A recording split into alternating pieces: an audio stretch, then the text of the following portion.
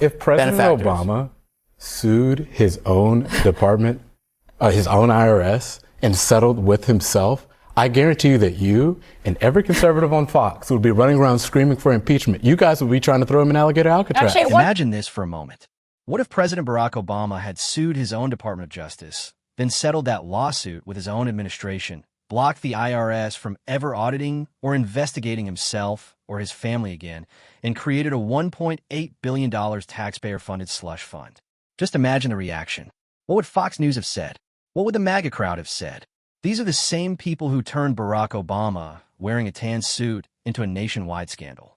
The outrage and media coverage would have gone on for months without stopping. But when it comes to Donald Trump, that's exactly what happened, and the coverage was nothing close to the same. That became the focus of a heated discussion on Abby Phillips' Table for Five. I'm going to show you some of those clips first, and I'll share my own thoughts. Let's jump right into it. Still going without an obvious end at this moment, sending gas prices through the roof. No state has had less than $4 a gallon 48 hours ago. Inflation is rising. Mortgage rates rose to the highest they've been in 9 months. Bond yields are the highest since before the financial crisis, and his poll numbers keep crashing. But all the president can seem to talk about over and over are the things like his arch, the reflecting pool, his marble walkway, and the ballroom, which he gave a tour of this week. This is a gift to the United States of America, and more than a gift, it's going to be one of the most beautiful buildings that's ever been built in the country or in Washington, D.C. This is not for me. This is my gift to the United States of America. When it comes to those gas prices mentioned, he doesn't think much of them. This is peanuts, and I appreciate everybody putting up with it for a little while. It won't be much longer. And this week introduced a new twist to the outrage. Trump defended a $1.8 billion slush fund with taxpayer money to compensate his allies that he claims were wrong. And that includes January 6th rioters. And if that's not enough, part of that deal forbids the IRS from forever investigating him or his family's taxes. Even conservative columnist Jonah Goldberg raised the idea of impeachment, saying by their definition, the founding fathers would have gotten rid of Trump long ago. I want to welcome everyone to the table. Thanks so much for being here, guys. It's interesting. We heard from Trump on Truth Social, where he was kind of congratulating himself. He said that he gave up a lot of money in allowing the just announced anti-weaponization fund to go forward. I could have settled my case, including the illegal release of my tax returns and the equally illegal break-in of Mar-a-Lago, for an absolute fortune.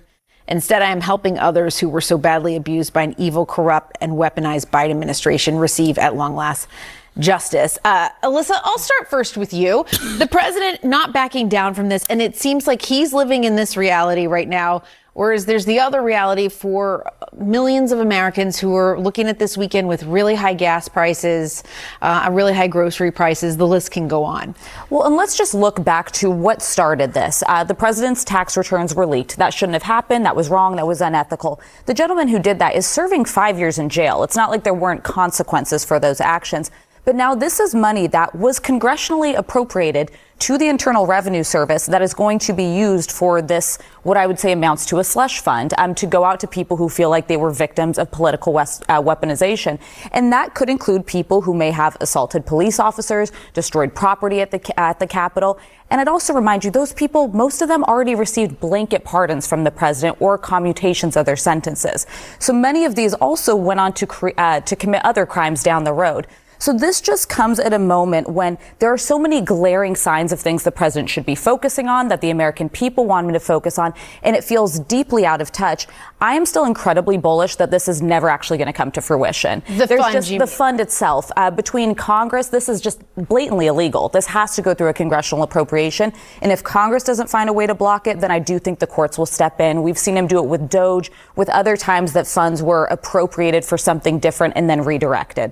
So we'll see if it ever comes to life. Yeah. I mean, I would push back on that a little bit. What you call the slush fund, I find to call the anti-weaponization fund. And I'm sure on both sides of the aisle, we all have friends whose lives have been absolutely ruined, whether they were innocent. And you said that this is going to people who assaulted police officers on January 6th. It could. But the truth is, we don't know where this money's going yet. And I feel like we're always prematurely just very negative when it comes to anything that President Trump wants to do. But I view this as something very altruistic. Trump did not take the money and put it in his pocket like he could have, and like most people probably would have done. And instead, he wants to help those people who were absolutely destroyed by the weaponization of the government. I have friends who declared bankruptcy over proving they're innocent, that spent hundreds of thousands of dollars, some millions, to avoid spending time in jail, and they don't get that money back. Why can't we help those people? Well, therein lies the root of the problem. You just said the very simple fact that we're not going to know exactly who gets this money.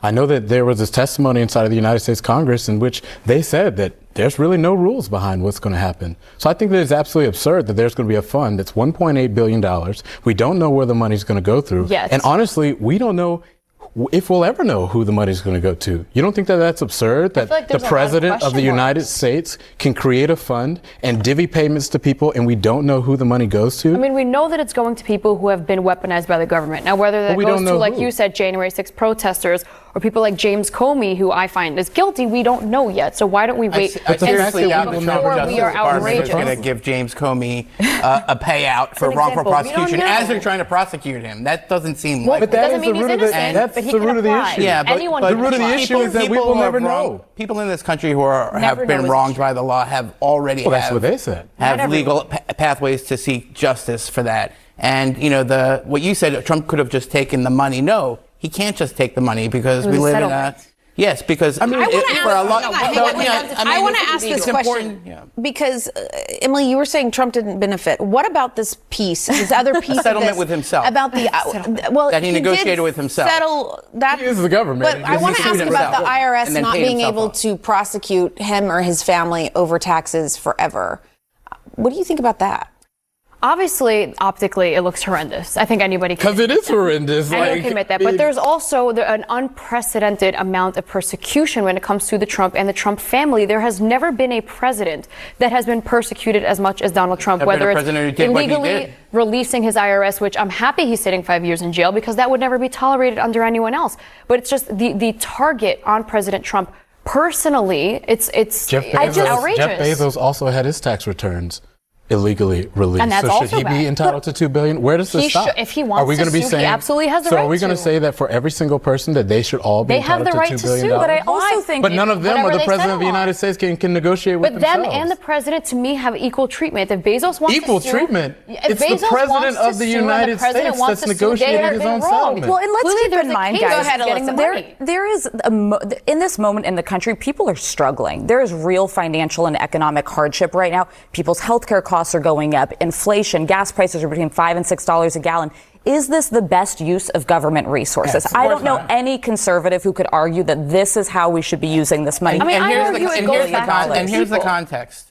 This is a pattern of the President of the United States pilfering from the national coffers to serve his own political and personal ends. We have the Board of Peace, billions of dollars of taxpayer money without any congressional authorization or oversight. You know, you've got all of the stock trades that he's made, $750 million worth of stock trades on issues that he's adjudicating. This is a level of self-dealing and corruption that no one has seen before, and you have to view this slush fund in that context because it's obvious that he's doing it for political reasons and that the lawsuit against the IRS was a sham lawsuit that was never moving forward anyway. I'm just going to say this. A thinly veiled excuse to pay off his own political If President Obama sued his own department, his own IRS, and settled with himself, I guarantee you that you and every conservative on Fox would be running around screaming for impeachment. You guys would be trying to throw him in alligator Alcatraz. Actually, one thing I will pat myself on the back for is I know bipartisanly when something is wrong or not. I'm not the person that's like, oh, every Democrat's wrong and every Republican's right. That's something that you cannot generalize. If that happened to Obama, by the way, anyone who's wronged, the law is the same, whether you're the president or not. If somebody did leak Obama's why can't we? He's negotiating with himself. No one else has that ability. You cannot compare him to other billionaires, to other people, to other people on earth, because he's the one that dictates the terms of his own settlement. If we could just get a commitment from the administration that not a single dollar would go to somebody who assaulted a police officer, I agree. We could begin a conversation. Maybe I still wouldn't support it, but some Republicans in the Senate might, but we couldn't even get that from the Deputy Attorney General. Yeah, a commitment that leaders of the Proud Boys and the Oath Keepers might not get $1 million settlements to then fund domestic terrorism. And then, Alyssa, we also won't get the names of the people at all. Correct. So we'll never be able to verify anything. Isaiah Martin completely shut down Emily Austin's argument there, and she had no real response.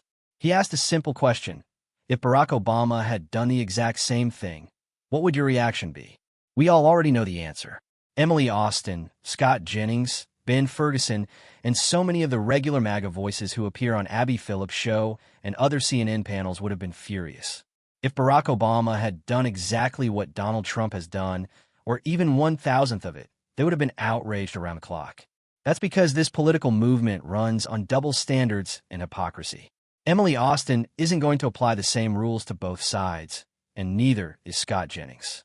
When Isaiah Martin challenged her by asking whether she would still call an anti-weaponization fund instead of slush fund if Barack Obama or Joe Biden had done it, she had no convincing answer. And we all know why.